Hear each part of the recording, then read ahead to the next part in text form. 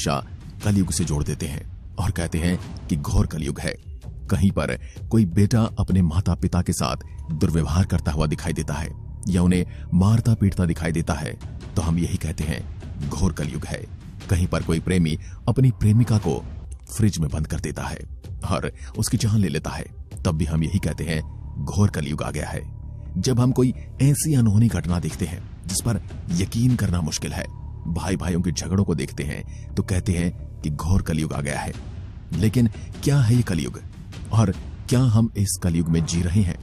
दोस्तों, कालखंड के 4 चक्र हैं या यूं कहें 4 युग हैं, जिनमें सबसे पहले सतयुग, उसके बाद त्रेता युग, उसके बाद द्वापर युग और फिर आता है कलयुग, जिसमें हम लोग जी रहे हैं। इस कलयुग के बारे में कई तरह की भविष्यवाणियां इसकी शुरुआत में की जा चुकी हैं। जैसे कि द्वापर के अंत में भगवान कृष्ण ने जब पांडवों से आने वाले युग के बारे में पूछा कि कलयुग कैसा होगा, उसके लोग कैसे होंगे, तब भगवान कृष्ण ने कलयुग के बारे में काफी कुछ उन्हें बताया था और उनकी जिज्ञासा को शांत करने की कोशिश की थी। और महाभारत युद्ध के समय अर्जुन को भी उन्होंने कलयुग के बारे में काफी हैरान करने वाली बातें बताई थी। भगवत गीता और कई पुराणों में कलयुग के बारे में काफी कुछ पढ़ने को मिलता है। कलयुग को सबसे श्रापित युग माना जाता है क्योंकि इस युग का मनुष्य किसी जानवर से कम नहीं होगा।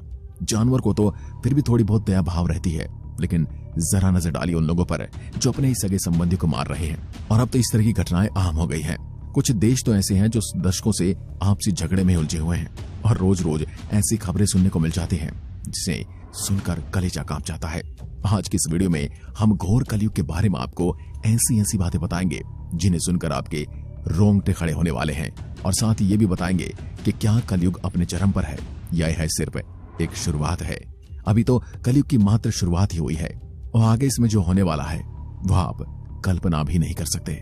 विष्णु पुराण की बात करें तो उसमें वर्णन मिलता है कि जैसे जैसे कलयुग का अंत समय नजदीक आएगा तब तक मनुष्य की आयु घटना आरंभ हो जाएगी और आखिर में ये 20 साल रह जाएगी। यानी जो मनुष्य आज 70, 80 या 100 साल तक जीता है वह उस समय सिर्फ 20 साल में ही बूढ़ा होकर मर जाएगा। यानी तब लोगों के बाल कम उम्र में ही सफेद होने लगेंगे और पाप करने वालों की गिनती और ज्यादा बढ़ जाएगी, जिससे कि चारों तरफ अधर्म का साम्राज्य बढ़ना शुरू हो जाएगा। हर जगह केवल चोरी, डकैती, लूटपाट, हत्या जैसी घटनाएं देखने को मिलेंगे। कलयुग में एक समय ऐसा भी आने वाला है जब पृथ्वी पर एक भी स्त्री ऐसी नहीं होगी जो अपने पति की इज्जत करेगी। स्त्रियों के दूसरे मर्दों से संबंध होंगे और वो केवल 8 से 10 वर्ष की उम्र में ही गर्भ धारण करना आरंभ कर देंगी। स्त्रियां हमेशा क्रोध से भरी रहेंगी और अपना पेट पालेंगी। यहीं से होगी घोर कलयुग की शुरुआत, जब धर्म, सत्य, पवित्रता, क्षमा, आयु, बल और याद रखने की शक्ति में कमी आना आरंभ हो जाएगी। हर तरफ सूखा पड़ने लगेगा और बारिशें बंद हो जाएंगी। तब सूरज का तेज इतना होगा कि समुद्र और नदियां अपने आप सूखने लग जाएंगे, यानी समुद्र भाप बनकर उड़ने लग जाएंगे। लोग मौसम के बदलाव को समझ नहीं पाएंगे क्योंकि कभी कड़ाके की सर्दी पड़ेगी तो कभी पाला, कभी आंधी चलेगी तो कभी बाढ़ आ जाएगी और कभी सूखा अकाल पड़ेगा।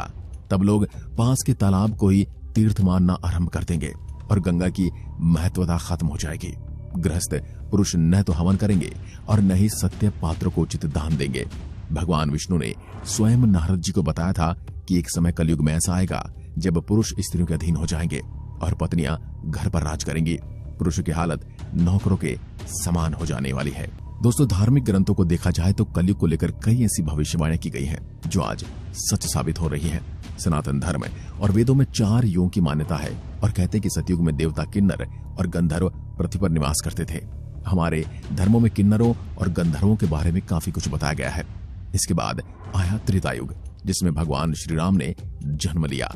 इसके बाद द्वापर युग की शुरुआत हुई और इस युग में भगवान विष्णु ने कृष्ण रूप में जन्म लिया। इस युग में कृष्ण ने जिस तरह की लीलाएं रची थी उसके बारे में कहा जाता है कि भगवान उन लीलाओं के माध्यम से कलयुग में जीवन जीने का पाठ लोगों को पढ़ा रहे थे। इसके बाद आता है हमारा कलयुग, जिसका कालखंड सबसे छोटा है। इसी कलयुग में भगवान विष्णु के 10वें अवतार कल्कि का जन्म होगा, जो दुष्टों का संहार करके सतयुग का आरंभ करेंगे।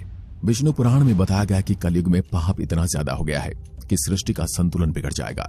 लोग जीवन भर की कमाई एक घर को बनाने में लगा देंगे। लेकिन आपको जानकर हैरानी होगी कि इसी कलयुग को ऋषि वेदव्यास ने सभी युगों में सबसे अच्छा भी बताया है, जबकि इसी कलयुग में सबसे ज्यादा पाप और अधर्म भी होता है। वेद व्यास जी ने वेदों का वाचन किया और भगवान गणपति ने उनके आग्रह पर उनके वचनों को लिखित रूप में प्रकट किया है।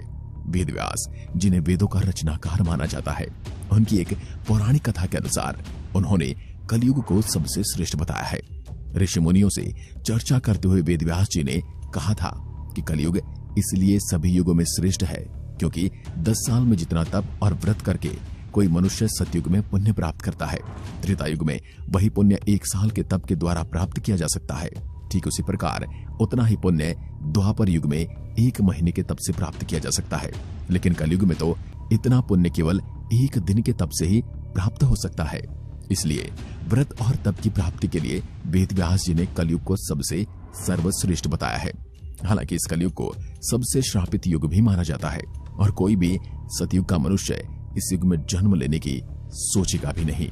जब कलयुग का अंत नजदीक आएगा तब जमीन से अन्न उगना बंद हो जाएगा और अन्न की कमी के चलते मनुष्य एक बार फिर से कंद मूल और फल के सहारे रहना आरंभ कर देगा।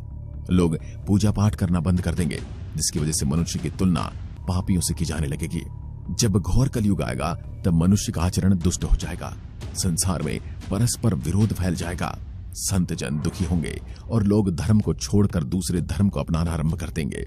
ऐसे धर्म को जिसमें लोगों को मारना काटना ही सबसे बड़ा पुण्य माना जाता है, तब न तो कोई देवी देवता होंगे और न ही उनका आशीर्वाद रहेगा, यानी मनुष्य की बुद्धि धर्म से विपरीत चलती जाएगी। इस घोर कलयुग में जिसके पास धन नहीं होगा उसे अधर्मी, अपवित्र और किसी काम का नहीं माना जाएगा। वहीं जिसके पास धन दौलत होगी उसे उतना ही गुणों से पूर्ण माना जाएगा, चाहे वो चरित्रहीन हो, चाहे उसके पास किसी भी तरह का कोई भी गुण ना हो। उसके अच्छे कपड़ों की पहचान उसके पहनावे या फिर धन दौलत से की जाएगी। दौलत पाने के लिए मनुष्य दोस्त व रिश्तेदारों का खून बहाने से भी पीछे नहीं हटेगा, उन्हें ठगना शुरू कर देगा, उनके घर में चोरियां करेगा। दोस्तों, अभी घोर कलयुग आने में तो काफी ज्यादा समय है, लेकिन ये सब तो हमें आज ही देखने को मिल रहा है, जबकि कलयुग के अंत में तो अभी काफी ज्यादा समय बाकी है। तो जरा सोचिए, अभी दुनिया में इतना पाप हो रहा है तो आने वाले समय में वहां क्या हाल होने वाला है। कहते हैं कि जब कलयुग का अंत आएगा तब ये धरती पाप के बोझ तले दब जाएगी। इस धरती पर इतना पाप बढ़ जाएगा कि वो सहन करने योग्य नहीं होगा। तब भगवान विष्णु कल की अवतार लेकर इस धरती पर प्रकट होंगे और इसे पापियों से मुक्त कराएंगे। कई धर्म ग्रंथों में भगवान विष्णु के कल के अवतार का जिक्र मिलता है। कहते हैं जब कलयुग समाप्त होगा और सतयुग का प्रारंभ होगा तब इस पृथ्वी पर लगातार 12 वर्ष तक मूसलाधार बारिश होगी, जिसकी वजह से पृथ्वी जलमग्न हो जाएगी। जब बारिश रुकेगी तब एक साथ 12 सूर्य उदय होंगे जो जलमग्न हुई पृथ्वी का सारा जल सोख लेंगे। इसके बाद ही इस संसार में फिर से जीवन पनपेगा। यूं कहे कि सूर्य का ताप 12 गुना ज्यादा होगा, पृथ्वी पर जमा जल को वाष्पित करेगा और उसके एक बार फिर से जल चक्र को नियंत्रण करेगा। कलयुग की शुरुआत 3102 ईसा पूर्व से ही हुई थी। अभी 2022 चल रहा है। इसका अर्थ यह हुआ कि 3103 जमा 2022 यानी 5124 वर्ष कलयुग का बीत चुका है। कलयुग की कुल आयु 4,32,000 वर्ष है।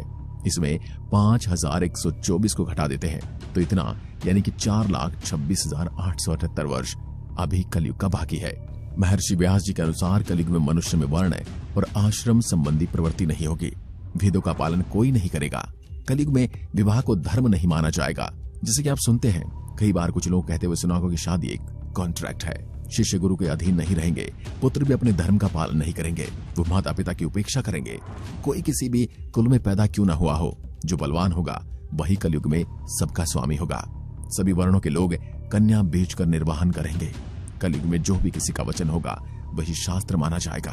धर्म ग्रंथ के अनुसार कलयुग के अंत में हत्या, चोरी, बलात्कार, ब्लैकमेल सबसे ज्यादा होने वाले हैं, जिसके कारण ये धरती का रंग बदल जाएगा, क्योंकि उस समय इंसान एक दूसरे के खून के प्यासे रहेंगे। उस समय इंसान का खून इस धरती पर बहता जाएगा। कलयुग के अंत के समय मनुष्य के मनोभाव की परिस्थितियां इतनी खराब होंगी कि एक पिता अपने पुत्र को नहीं पहचान सकेंगे और नहीं पुत्र अपने पिता को पहचान सकेंगे। पिता की मृत्यु के बाद पुत्र श्राद्ध भी नहीं करेंगे, अपने पिता की आत्मा की शांति के लिए प्रार्थना तक नहीं करेंगे। तो दोस्तों, आज की वीडियो में बस इतना।